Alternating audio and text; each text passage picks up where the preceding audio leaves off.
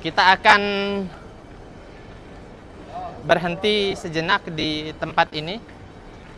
Saya sering kemudian membahas beberapa titik sejarah yang ada di sekitaran Qasrus Sofa itu di pintu di depan kita ini, pintu Bukit Sofa, lantai 1.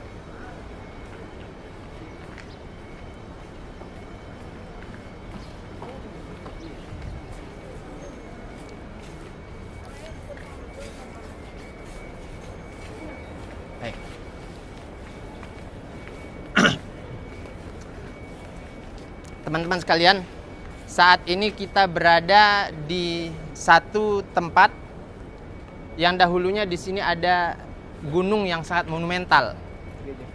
Jadi di hadapan kita ini adalah gunung yang legendaris yang disebutkan oleh para ulama sebagai gunung yang pertama yang diciptakan oleh Allah Subhanahu wa taala. Ibnu Katsir di dalam Al-Bidayah wa Nihayah menyebutkan, begitu juga dari kalangan tabi'in sebelumnya yaitu Atha bin Abi Rabah, inna awwala jabalin wada'ahu Allah ala wajhil ardi Abu Qubais.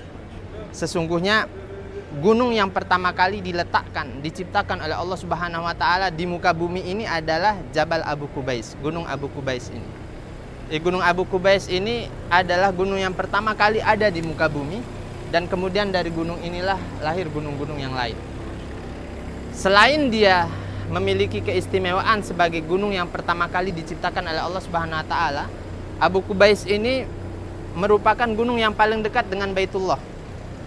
Sehingga kalau kita sebut dari dulu hingga hari ini, Jabal Abu Qubais ini selalu memandangi Ka'bah. Dan dia juga merupakan saksi mukjizat Nabi SAW. Apa mukjizat Nabi SAW?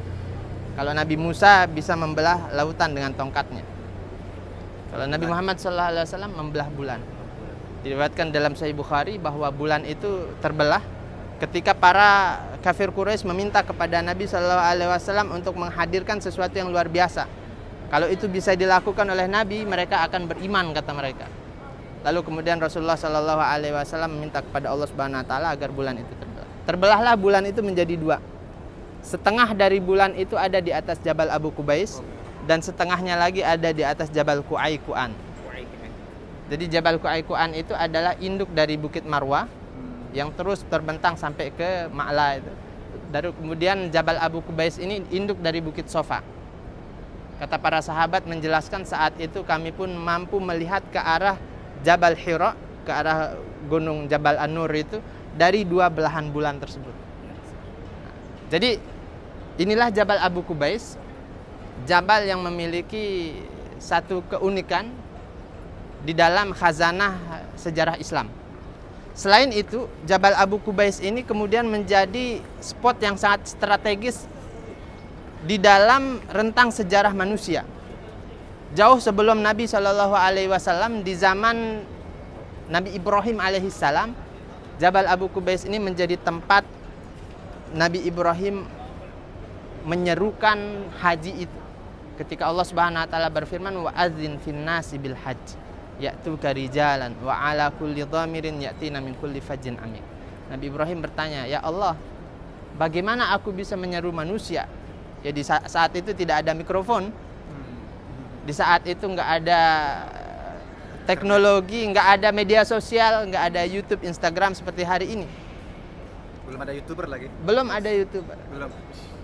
Tapi Allah Subhanahu wa taala kemudian menjawab, wahai Ibrahim, kamu cukup hanya berseru. Nanti kami yang akan menyampaikan seruan tersebut. Jadi perkembangan teknologi ini kalau kita maknai dalam konteks tersebut adalah cara Allah Subhanahu wa taala untuk menyampaikan seruan Nabi Ibrahim untuk hadir ke Baitullah ini. Masuk YouTuber ya? Termasuk adanya YouTuber, Instagramer.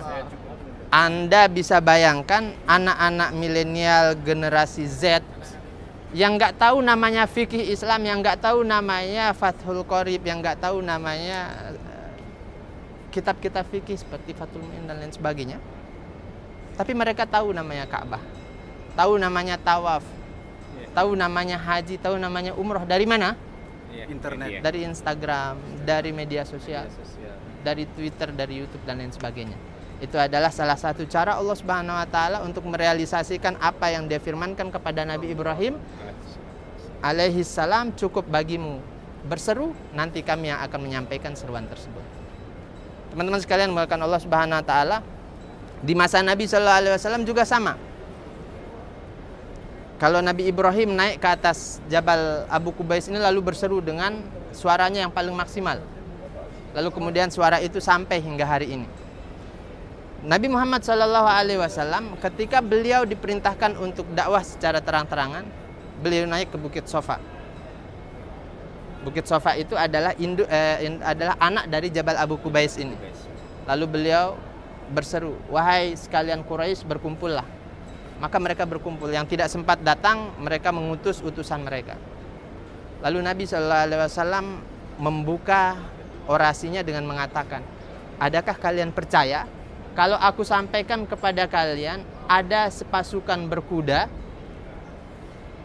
datang dari balik gunung ini, datang dari balik gunung ini. Mereka mengatakan, oh ya, kami percaya, karena nggak ada track record Rasulullah SAW sebagai seorang pendusta. Maka Rasulullah SAW melanjutkan dengan dakwah tauhid tentang akhirat, tentang Allah Subhanahu Wa Taala. Di saat itulah kemudian manusia yang terhina, manusia yang hina dina bernama Abu Lahab angkat bicara. Tabban laka alihada jama'tana. Sialan kamu, apakah hanya untuk ini kamu kumpulkan kami di sini? Maka turunlah tabbat yada Abi Lahab.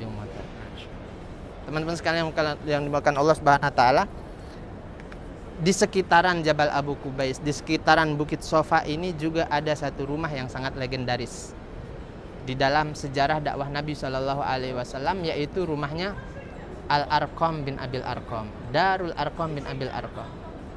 Di dalam Al-Isti'ab, Ibnu Abdul Bar menyampaikan bahwa rumahnya Al-Arqam bin Abil Arqam ini kana indas Sofa, ada di sekitaran Bukit Sofa.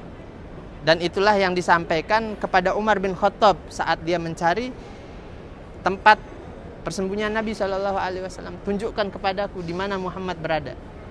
Akhirnya disampaikan kepadanya, Fidarin indas Sofa, di sebuah rumah di Bukit Sofa. Dan Umar bin Khattab sendiri nggak tahu itu rumah siapa.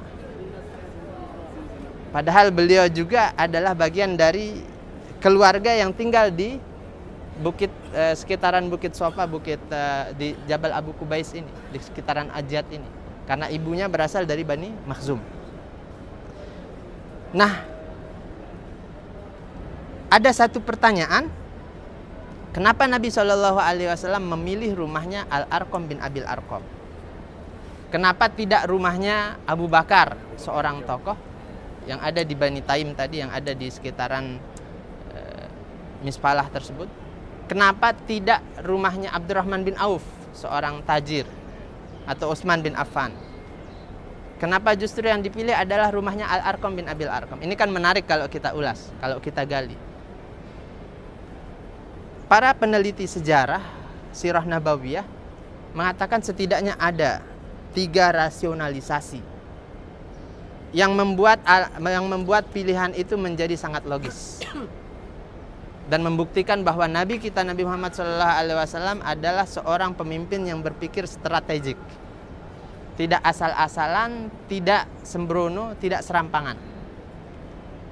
Al-Arqam bin Abil Arqam adalah seorang yang masuk Islam dan belum diketahui keislamannya, sehingga dalam kacamata intelijen ini aman dari radarnya kafir Quraisy. Jadi rumahnya itu aman dari CCTV-nya kafir Quraisy. Jadi mereka tidak menyangka bahwa rumah itu sebagai pusat pertemuan kaum muslimin di masa awal itu. Yang kedua, Al-Arqam bin Abil Arqam ini adalah berasal dari Bani Makhzum.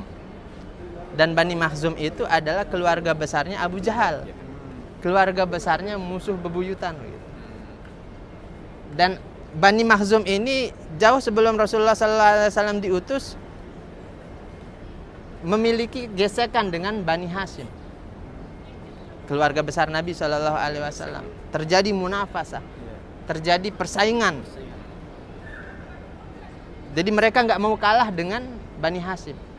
Dan kata para ulama, salah satu penyebab Abu Jahal dan orang-orang sekitarnya itu tidak mau masuk Islam, tidak mau mengakui Nabi SAW sebagai seorang Rasul yang diutus oleh Allah Subhanahu Wa Taala, karena mereka nggak mau Nabi itu datang dari Bani Hashim. Gengsi. Jadi gengsinya itu membuat mereka tercegah untuk beriman. Nah, Al-Arqam bin Abil Arqam itu ternyata adalah keturunan dari Bani Makhzum. Dan Rasulullah SAW memilih tempat itu di kandang lawan. Dan yang ketiga, Al-Arqam bin Abil Arqam itu ketika masuk Islam masih anak-anak, masih remaja, masih usia SMP, 13-14 tahun. Kelas 2 SMP lah kira-kira. Dan orang nggak menyangka bahwa ternyata Rasulullah SAW sembunyinya bertemunya dengan para sahabatnya di masa awal itu di rumah anak-anak tersebut. Di rumahnya Al-Arqam bin Abil Arqam. Dan itu bukan sehari 2 hari, bukan seminggu 2 minggu, 3 tahun. 3 tahun dakwah terang-terang, dakwah sembunyi-sembunyi itu. Dan di rumah Al-Arqam bin Abil Arqam itu sebagai sekretariatnya, sebagai markasnya. Sehingga genap 40 orang masuk Islam. Dan yang terakhir adalah Umar bin Khattab. Saat Umar bin Khattab itu kemudian masuk Islam di rumah ini, di rumah Al-Arqam bin Abil Arqam itu, dia mengatakan, kenapa kita mesti takut-takut? Kenapa kita mesti sembunyi-sembunyi? Ini Umar bin Khattab ini. Orang yang ke-40 justru ya. Orang yang ke-40. Akhirnya dari situlah para sahabat keluar. Mereka sholat di hadapan Ka'bah. Mereka berani untuk mengajak orang lain secara terang-terangan. Sehingga fase dakwah itu semakin menemukan turbulensi, tekanan demi tekanannya sejak masa dakwah terang-terangan itu.